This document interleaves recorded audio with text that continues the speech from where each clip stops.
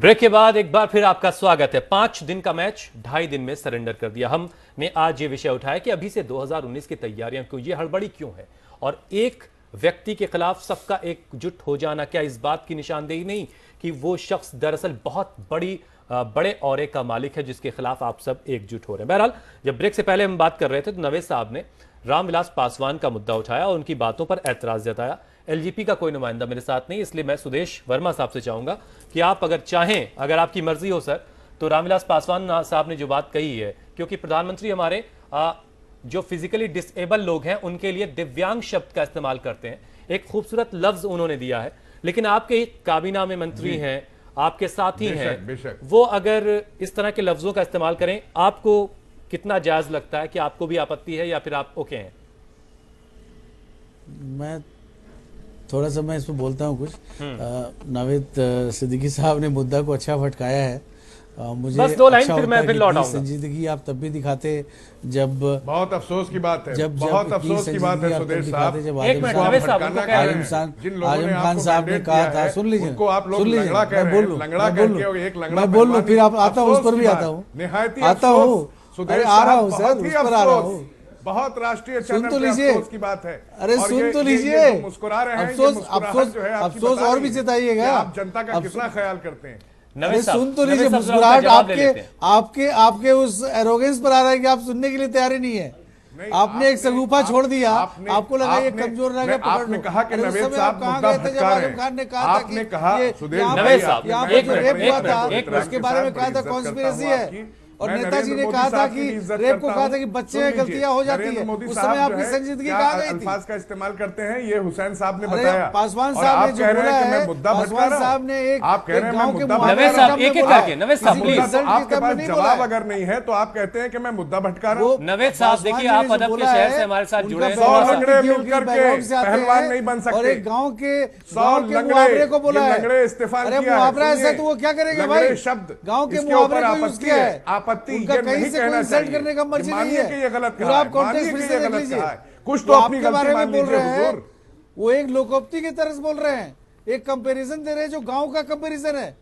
उनका बैकग्राउंड देखिए, गांव के नहीं तो कंपैरिजन क्या आप डिसेबल लोगों से करेंगे? थोड़ी नहीं कर रहे हैं, डिसेबल का मजाक उड़ाएंगे? आपके नेताजी तो ये बोल रहे थे कि बच्चे गलतियां हो जाती लोगों है, से मजाक उड़ाएंगे। हम तो कहते हैं कि डिसेबल जो है वो डिफरेंटली एबल होते हैं, हम कहते हैं डिसेबल जो है वो डिफरेंटली एबल है। अगर उसके पास पैर नहीं है तो ऊपर वाला उसको कोई दूसरी शक्ति देता है, उसका मॉरल हाई करते हैं। आप तो कह रहे हैं कि ये 100 लंगड़े पहलवान नहीं बन सकते, आप तो उसका मॉरल ही चलिए, लग रहा है कि कि इस तरीके से बात नहीं हो पाएगी, इसलिए प्लीज मैं अपने वो लंगड़ा जो है वो डिप्रेशन में मर जाए। रामविलास पासवान को माफी मांगनी चाहिए। ठीक है, रामविलास पासवान के अंदर अगर शर्म है तो राष्ट्रीय चैनल पर आकर माफी मांगे। न्यूट्रल आंसर इसमें ले लेते हैं, ऐसा बयान देते हैं, शर्म नहीं आती उनको। आप दोनों प्लीज जरा अपनी थोड़ा सा कंट्रोल रखें ताकि बात हो सके। सुरजीत साहब, क्या इसमें कुछ आपत्तिजनक है आपके लिहाज से?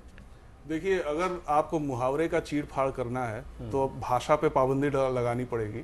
तो वैसे भी आप देखिए, वक्त में तमाम मर्यादाएं टूटी, तो इसमें कौन बहुत आप देखिए, ये बात भी हुई है कि गुजरात के गधों की पैरवी करना बंद कीजिए, तो उस पे भी नावेद साहब को ऐतराज होना चाहिए था। तो खैर, अभी जो दौर चला है इसमें आप भाषा पे बहुत ज्यादा जोर नहीं दे सकते। हाँ, क्योंकि अभी ये दौर ही ऐसा है। उन्होंने कहा कि एक कहावत है, ऐसा कहा जाता है, उन्होंने इस बात का जिक्र किया। और इससे बड़ी बात में और जानवर में फर्क है। इससे बड़ी, आप वरिष्ठ पत्रकार हैं, नहीं, इससे बड़ी बात ये है, अच्छा लिखते हैं, आपकी कलम में बड़ी। अच्छा, एक बार जरा सुन लेते हैं नावेद जी। इससे हो ये रहा है कि जिस मुद्दे पे ये कार्यक्रम होना चाहिए उस मुद्दे को जानवर को मुद्दे पे बात होगी। ठीक है, मैं उसको बदल रहा हूं, लेकिन एक बार जरा सुनवा देते हैं दर्शकों को, और दर्शकों को ये तय करने देते हैं कि कितनी सही बात उनकी तरफ से कही गई है। और चूंकि एक डिग्निटी होती है, एक सम्मान होता है, एक बहुत बड़े पौधे पर वो बैठे हुए केंद्रीय मंत्री हैं, सरकार में मंत्री हैं, सांसद हैं, तमाम सारी चीजें, ऐसे जगह पर बैठ के इस तरह की बातों से अगर बचा जाए तो ज्यादा बेहतर। बहरहाल, एक बार सुनिए आप जरा, और फैसला आप पर ही छोड़ते हैं। नरेंद्र मोदी के अश्वमेध को रोकने के लिए महागठबंधन की जरूरत है। भाई देखिए, एक कहावत है, हम कोई कांग्रेस के ऊपर में नहीं कटाक्ष कर रहे हैं, किसी के ऊपर में नहीं कटाक्ष कर रहे हैं, लेकिन एक कहावत है कि 100 लंगड़ा मिला करके एक पहलवान नहीं होता है। अब इत्तेफाक ये है कि वो इस वक्त पहलवान की जानिब आ खड़े हुए हैं, वरना कभी वो दूसरी जानिब भी हुआ करते थे, उस तरह से भी खेलते थे। हाँ, ठीक है। अमरनाथ अग्रवाल साहब, अब आप कुछ कहना चाह रहे हैं? आपने नोट की होगी कि जब ये बयान दिया तो वहां लोग हंस भी रहे थे। वहां उनके पीछे लोग हंसे भी, आपकी ऑडियो क्लिप में, वीडियो क्लिप में लोगों ने हंसी से उनका मजाक भी उड़ाया।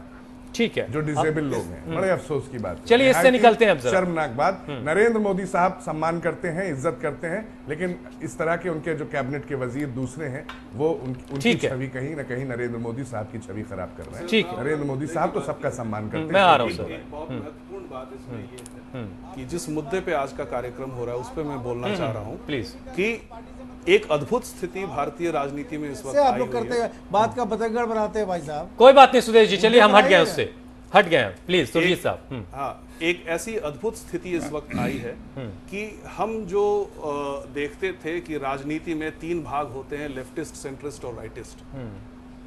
अब एक ऐसी स्थिति है जबकि भाजपा लेफ्टिस्ट पार्टी भी है, सेंट्रिस्ट पार्टी भी है, राइटिस्ट पार्टी भी है। अगर आप लेफ्टिज्म की बात करें तो तमाम वेलफेयर स्कीम्स हैं। अगर आप राइटिज्म की बात करें तो करीब 4,500 से 5,000 पाकिस्तानी हिंदुओं को भारतीय नागरिकता दी गई। सेंट्रिस्ट में अगर आप देखिए, मोदी जी जो हैं वो बिल्कुल सेंट्रिस्ट की तरह बात करते हैं। वो जो है हर तरह से विवाद को अवॉइड करने की कोशिश करते हैं। तो अगर आप किसी को अटैक करते हैं, आप राइटिज्म को लेफ्टिज्म से अटैक कर सकते हैं, लेफ्टिज्म को राइटिज्म से कर सकते हैं। मोदी जी ने तीनों स्पेस ऑक्यूपाई कर लिया है, अब आप उनको कहां से अटैक करेंगे? अगर आप कहते हैं कि आप गरीबों के लिए कुछ नहीं करते तो वो तमाम एक बड़ी लिस्ट गिनवा देंगे कि हमने गरीबों के लिए ये काम किया है। अगर हिंदुत्ववादी कहते हैं कि आप हमारे लिए तो कुछ नहीं करते तो वो तमाम उसकी लिस्ट गिनवा देंगे। तो आप उनको घेरेंगे किस तरफ से? ये एक बहुत बड़ा मुद्दा है विपक्ष के सामने। और इसलिए मैं समझता हूं कि अभी बहुत ही ये अपरिपक्व होगा कि 2 साल के रहते अभी से आप बड़े ऊंचे स्वर में इस बात पे चर्चा करने लगे कि गठबंधन होना चाहिए, हम सबको मिल जाना चाहिए। हमारी तो संदेश ये जा रहा है कि हमारी हालत तो बहुत खराब है, बहुत खराब है। तो संदेश ये जा रहा है। तो इसलिए मैं समझता हूं कि विपक्ष के भी हित में नहीं है इस तरह से गठबंधन की बात करना। अमरनाथ जी प्लीज अब अपनी बात रखिए, बहुत देर से आप कुछ कहना चाह रहे हैं। मैं अभी जो सुरजीत साहब बात कर रहे थे उसी पे मैं बात कहना चाहता हूँ। उन्होंने खुद स्थिति स्पष्ट कर दी कि मोदी जी हर गोल पे खड़े रहते हैं। क्यों जरूरत पड़ रही है इसकी? आपका काम, आपका विकास, जो वादे किए हैं उन पे आप अगर बात करेंगे तो हर गोल पे भागने की जरूरत नहीं पड़ेगी। आपको अपनी नीतियों से, अपनी आइडियोलॉजी से समझौता नहीं करना पड़ेगा। आज ऐसा लग रहा है क्योंकि सरकार है 5 साल की होती है, ही है। हमने बनारस में देखा जब 3 दिन रुके तो आपने कितने सवाल उठाए। तारीफ करेंगे कुछ लोग, तारीफ करेंगे कुछ लोग सहमत नहीं होंगे। बात मेरी पूरी हो जाने दीजिए। अग्रवाल जी, मैं कह रहा हूँ कि कुछ लोग सहमत नहीं होंगे। पढ़ लीजिए, फिर आपको पता है कैसे कि आपने कहा कि नोटबंदी ठीक है, उसको इन्होंने दूसरी तरफ ले गए, लेकिन जो खुद कहा था कि इससे जनता का विकास होगा, खजाना भरेगा, आप वो बताएंगे कि नहीं बताएंगे? हर काम में चाहे आप पूछेंगे तो बताएंगे, सेस लगा दे रहे हैं आप। सरकार कहाँ पैसे खर्च अपने कर रही है, सरकार ये बताएगी?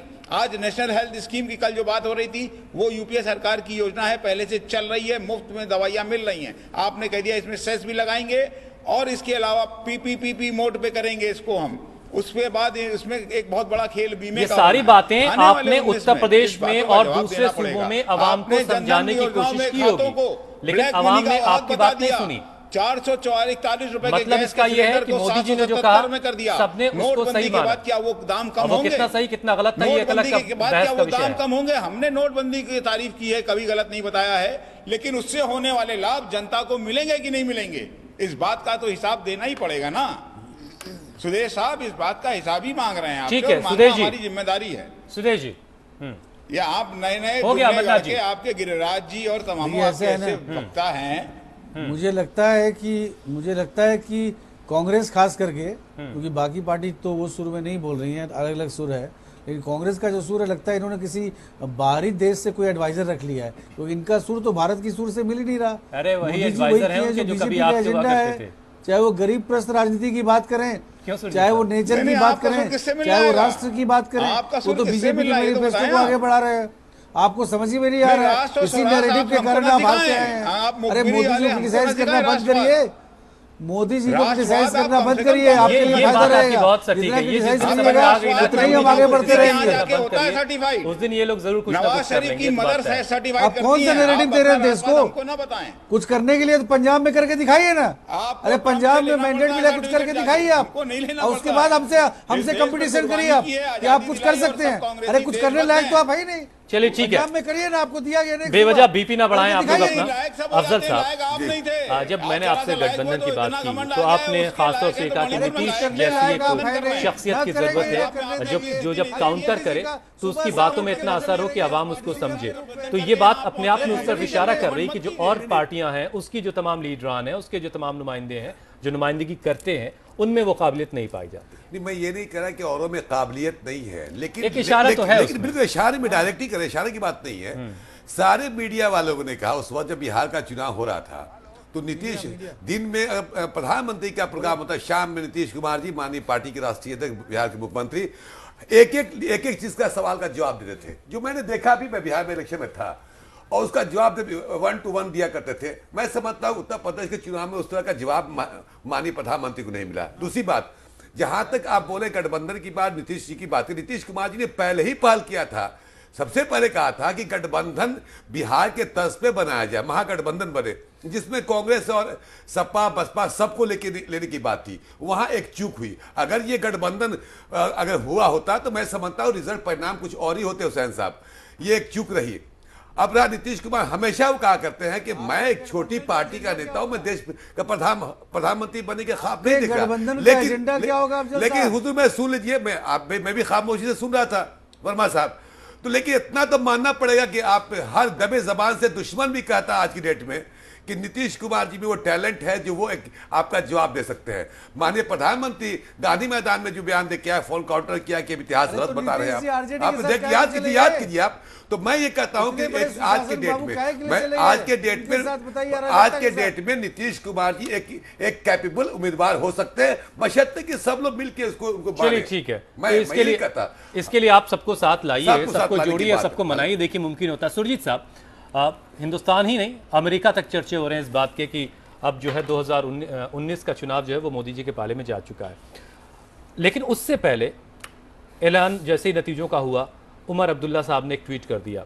तो ये तमाम जो लोग हैं, उमर अब्दुल्ला और ख़ुद कांग्रेस के अंदर कुछ लोग, ये लोग किसके लिए खेलते हैं? ये अपने लिए खेल रहे होते हैं या पीएम साहब के लिए खेल रहे होते हैं? देखिए, ये जो तमाम बातें हो रही हैं इसका असर अलग अलग तरीके से हो सकता है। 2004 की बात अगर आप याद करें, या फिर जो फॉरेन से बात आई है फॉरेन एक्सपर्ट्स की, उसका ज्यादा असर हुआ कि उसके बाद जो इतना हंगामा कई बातों का असर हुआ, और इससे लोगों पे क्या असर होगा वो भी बहुत महत्वपूर्ण है। 2004 से पहले करीब 1-1.5 साल से लोग कह रहे थे कि वाजपेयी का जीतना तो निश्चित है, और इसका नतीजा ये हुआ कि अप्रैल के कड़ाके की गर्मी में जो मध्यम वर्ग के लोग, जिनको माना जाता है कि भाजपा का सबसे बड़ा सपोर्ट बेस है, हर किसी ने सोचा कि हमारा पड़ोसी तो जाके वोट दे ही रहा है भाजपा को, खुद नहीं गया वोट देने। वोटिंग परसेंटेज बहुत ही लो था, भाजपा हार गई। एक असर ये हो सकता है कि भाजपा को कॉम्प्लेसेंट बना दो, उसके समर्थक घर पे बैठे रहे, वोट देने ना जाए। दूसरा असर, इसकी अब आज के वक्त में प्रोबेबिलिटीज की बहुत कम दिखती है। नहीं, ये एक तरह का असर है। दूसरा असर ये हो सकता है कि जो विपक्ष है, उमर अब्दुल्ला के इस कहने पे वैसे भी हताश है, निराश है, उनका हौसला और पस्त हो जाएगा। ये एक दूसरा असर है। तो आप हर तरफ से देखिए।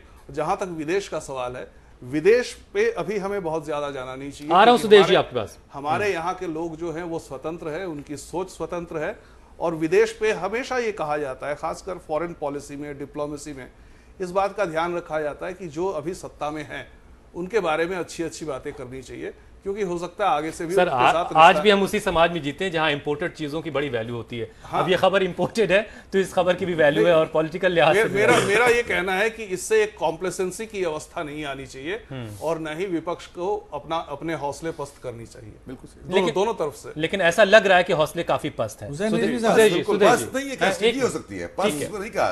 स्ट्रेटेजी इस तरीके की तो जो हम लोग देख रहे हैं हिंदुस्तान में लंबे वक्त से परसेप्शन की सियासत है, परसेप्शन पर चीजें होती है और परसेप्शन पर वोट होता है, उस लिहाज से शायद ये डिरेल कर सकता है, डैमेज कर सकता है। बहरहाल सुदेश जी, हुसैन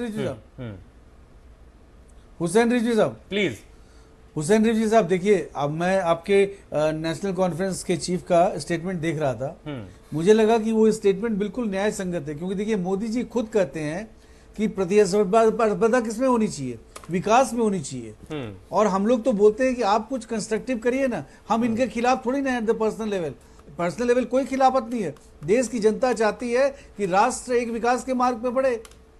आपके पास भी स्टेट है, आप उसको मॉडल बनाइए ना, फिर लोग आपके साथ जुड़ेंगे।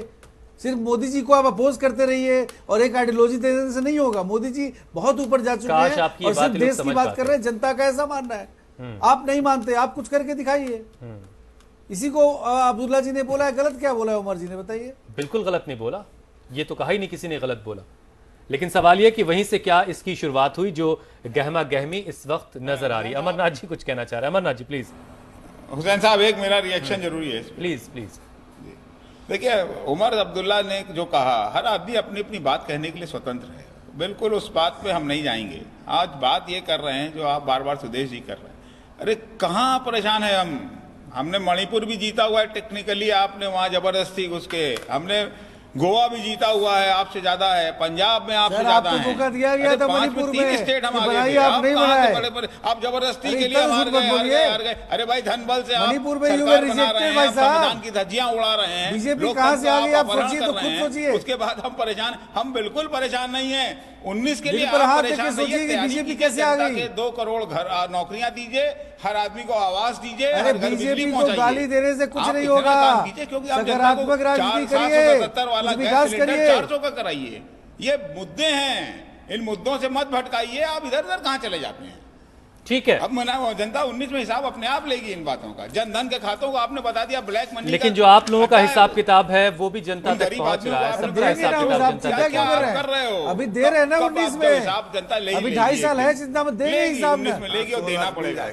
इतना हिसाब देगा कि आप हिसाब में नहीं देना पड़ेगा हिसाब 2.5 साल में आपको। अभी तो आपने मुद्दों को भटका दिया यूपी चुनाव में। ठीक है, एक मिनट बात करते ना, क्या पढ़ी नहीं पाई वो बात करते हैं। चलिए, इंडिविजुअल होने की जरूरत नहीं है। कुछ नवेद साहब, आपने जो नवेद साहब, सफाई से भ्रष्टाचार, एक बड़ी हार आपकी पार्टी ने देखी, वो पार्टी जो पिछली दफा बहुमत की सरकार लेकर आई थी, अखिलेश के चेहरे के साथ। चेहरा वही था, पार्टी के तमाम अंदरूनी झगड़े हो और सारी चीजें हो, जिसको लेकर के ये भी कहा गया शिवपाल साहब की तरफ से कि घमंड की हार हुई है। बहरहाल, अब आज की सूरत में क्या वाकई आप लोगों को कहीं से कोई डर सता रहा है कि मोदी जी का ऑरा वाकई बहुत बड़ा हो चुका है, किसी और तरीके से संगठन को और मजबूत करने की जरूरत है, या पार्टी के अंदर के झगड़े को खत्म करने की जरूरत है, अध्यक्ष की कुर्सी को कुछ शिफ्ट करने की जरूरत है?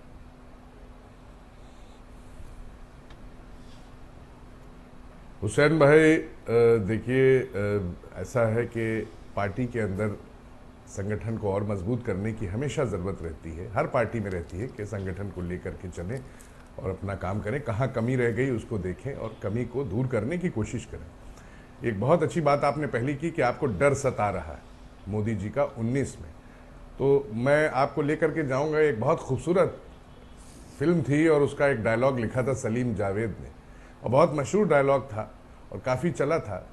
वो सिर्फ एक लाइन का था, वो ये था कि जो डर गया वो मर गया। तो हम लोग वही मानने वाले हैं कि डर तो कहीं से हम लोगों में नहीं है। हाँ, गुजारिश हम लोग ये करेंगे कि जो विकास के काम अखिलेश यादव जी ने कर दिए उत्तर प्रदेश में, आज जनता ने आपको मौका दिया है, हमारे विकास के काम को और आगे बढ़ाइए, गति दीजिए, और जो वादे किए हैं उत्तर प्रदेश की जनता से उनको पूरा कीजिए। 15 दिन के अंदर कर्ज माफ करिए किसानों का। सबसे पहले 15 दिन बहुत बीतने वाले हैं। 11 तारीख को तो चलिए रिजल्ट आया था, जिस दिन आप शपथ लेंगे। अभी देखिए, शपथ की बात जहां तक हम कर रहे हैं, अभी अखिलेश यादव जी जैसा कोई इंसान तो इनको ढूंढे नहीं मिल रहा है कि वैसा इंसान मिल जाए तो हम लेकर के आए। चीफ मिनिस्टर तो मिल नहीं पा रहा है अभी, तो अभी कश्मकश है, अभी एक कश्मकश का दौर चल रहा है, अभी मंथन का दौर चल रहा है इनके यहाँ कि किसको लेके आए। तो अभी पहले ये अपना एक चेहरा लेकर के आए, फिर वो चेहरा वादे पूरे करे। इस विषय पर हम डिबेट कर चुके हैं। समाजवादी पार्टी थोड़ी ना है, 15 दिन तक ये परिवार वाली पार्टी नहीं है, 15 दिन हम लोगों को सोचना पड़ेगा ज्यादा। लेकिन सोच तो रहे साहब, इतना वक्त गुजर गया, 11 तारीख का रिजल्ट आया हुआ है। नहीं, कल हमने एक शो किया था, कि गोवा और मणिपुर में फिगर नहीं थे, फिर भी सरकार बन गई, लेकिन उत्तर प्रदेश में क्या उलझन है, सूबा इंतजार कर रहा है। जिस तरह आपने लोगों के अकाउंट में 15 लाख ले आए थे, बहरहाल एक और बहुत अहम चीज है उत्तर प्रदेश के लिहाज से कि ये बार बार कहा गया है प्रधानमंत्री की तरफ से कि उत्तर प्रदेश और बिहार से पूरे हिंदुस्तान की तरक्की जुड़ी हुई है। अब उत्तर प्रदेश में बीजेपी आ चुकी है, इसलिए आप कम से कम नवेद साहब ये उम्मीद कीजिए कि उत्तर प्रदेश की प्रगति होगी तो देश भी आगे बढ़ेगा। ये बहुत अच्छी चीज है। सुरजीत साहब, फिर वहीं लौट करके आना पड़ रहा है। 2019 अभी 2 सालों का पूरा वक्त बाकी है, करीब पूरा वक्त बाकी है। हम पिछले वक्त में देखते रहे कि सब कुछ परसेप्शन पर होता है सियासत में। ज़्यादातर 2014 में कांग्रेस बहुत बुरी तरह से हारी, उसमें एक परसेप्शन का भी रोल था, लोगों की सोच एक बन चुकी थी। क्या विपक्ष जिस तरीके से अभी बिहेव कर रहा है, क्या वो एक नया परसेप्शन नहीं क्रिएट कर रहा है मोदी जी को लेकर के? इसके अलावा हुसैन साहब आप ये भी सोचिए, फर्ज कीजिए कि ऐसा ही कार्यक्रम अभी से 1.5 साल बाद हो रहा है आपके स्टूडियो में, और उस वक्त तक गुजरात का इलेक्शन हो चुका है, मध्य प्रदेश का हो चुका है और छत्तीसगढ़ का हो चुका है, और स्थिति लगभग ऐसी ही होगी, क्योंकि गुजरात, मध्य प्रदेश और छत्तीसगढ़ में भाजपा को हराया जा सके ऐसी स्थिति मुझे लग नहीं रही है। तो उस वक्त तो विपक्ष और ज्यादा बौखलाई हुई होगी। इसलिए मैं बार बार इस बौखलाहट के मुद्दे पे आना चाह रहा हूं कि ये बिल्कुल नहीं जताना चाहिए विपक्ष की तरफ से, लोगों को ऐसा नहीं लगना चाहिए कि ये इस तरह से जो हैं वो इनके हौसले पस्त हो चुके हैं, ये जो हैं समझ नहीं पा रहे हैं कि किस दिशा में जाए, दिशा का भ्रम हो रहा है इनको।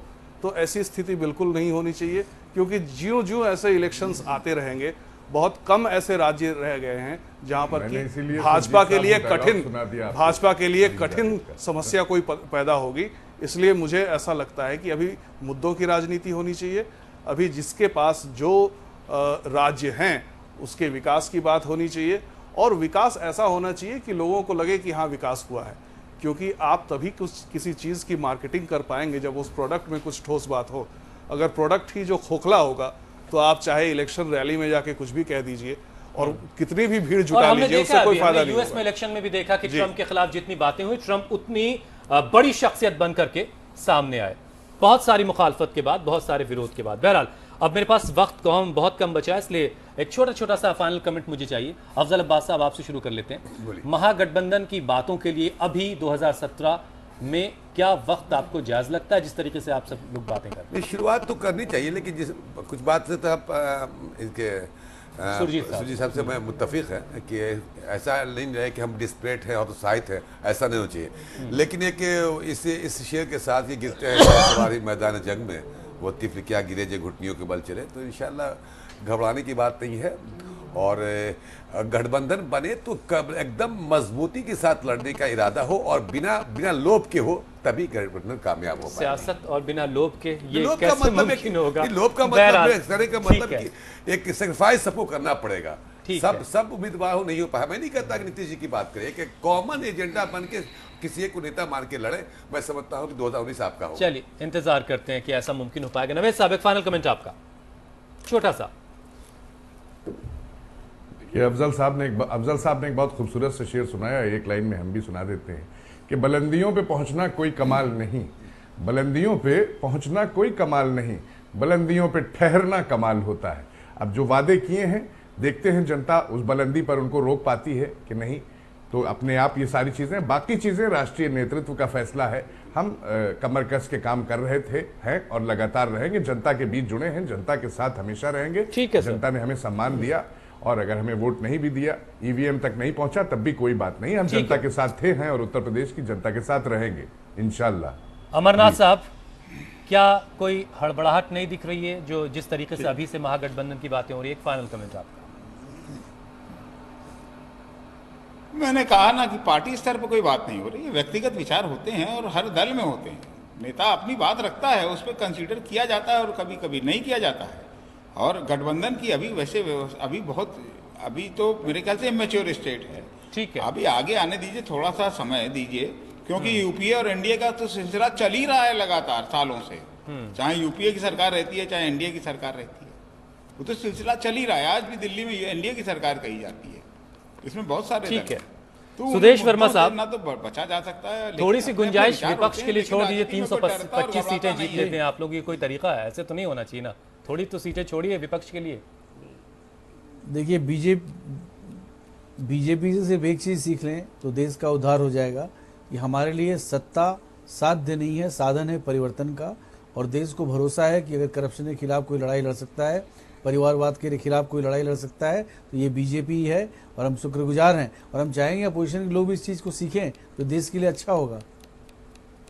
सुरजीत साहब, एक छोटा सा फाइनल कमेंट आपका, फिर मुझे शो खत्म करना है। जी, मैं ये समझता हूं कि 2019 से पहले जितनी भी पार्टियां हैं, एक एक करके जितने चुनाव आ रहे हैं उस पर ध्यान दें और उस पर वो बेहतर प्रदर्शन करने की कोशिश करें। और अगर आप वैसे भी देखिए, एक बात हो रही है अभी पिछले 1 साल से कि क्या सभी चुनावों को इकट्ठे किया जाए, विधानसभा चुनाव, लोकसभा चुनाव एक साथ। उसके पीछे भी एक सोच ये है कि पूरा देश हमारा हमेशा चुनाव के एक मूड में रहता है, जिसकी वजह से गवर्नेंस जो है उसमें काफी जो है तकलीफें प्रभावित हो जाती है। पूरा का पूरा जो फोकस है वो पॉपुलिज्म की तरफ चला जाता है। तो वैसे भी अगर आप हमेशा 2019 की बात करते रहेंगे तो आप सुशासन कब देंगे, ये एक बहुत बड़ा मुद्दा है। तो अभी फिलहाल सुशासन पे पूरा ध्यान केंद्रित अभी देश के लिए और आवाम के लिए काम करने की जरूरत है। नवेद साहब, माफी चाहता हूं, वक्त नहीं है। बहुत बहुत शुक्रिया आप सभी का, अमरनाथ साहब, सुदेश वर्मा साहब, नवेद सिद्दीकी साहब, अफजल अब्बास साहब, सुरजीत दास गुप्ता साहब, बहुत बहुत शुक्रिया आप लोगों का कि आपने वक्त निकाला।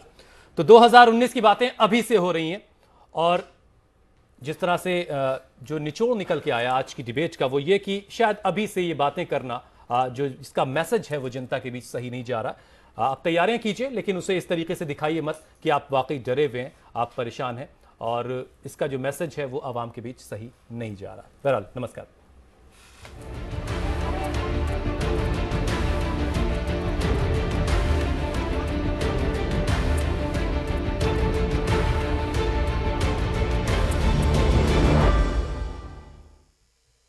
तीन साल की मासूम की बातों ने उसकी मां को पूरी तरह से हिलाकर रख दिया।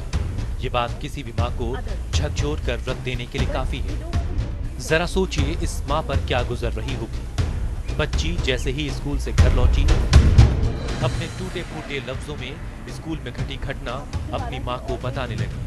अपनी बच्ची के साथ हुई हैवानियत की कहानी सुनकर मां सदमे में पड़ गई। उसे समझ में नहीं आ रहा था कि वो बच्ची को क्या कहे और क्या समझाए। सनसनीखेज खुलासा, पापशाला।